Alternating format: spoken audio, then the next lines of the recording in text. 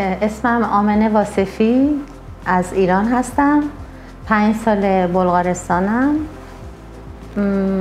بیزینسم چون در ایران برای خودم کار میکردم، اینجا هم این کار رو شروع کردم. سختی که زیاد بوده، در کنارش یه سری افرادی هم بودن که اینجا به ما خیلی کمک کردن که راه رو برامون آسون کردن. سختیش بیشترین سختی کار ما باز کردن حساب بانکی بود که خیلی مشکل بود.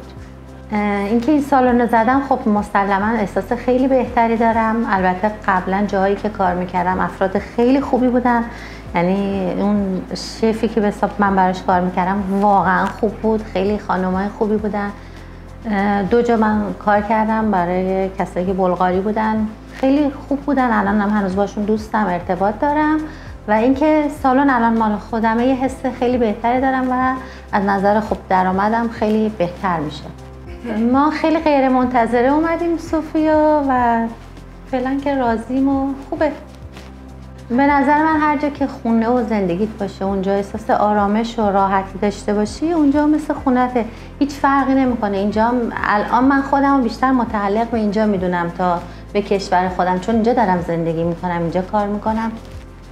آره، من سوفیا رو خیلی دوست دارم. واقعا بعضی مواقع فکر میکنم اگر دوباره بخوام از اینجا برم جای دیگه مثلا پیش بیاد،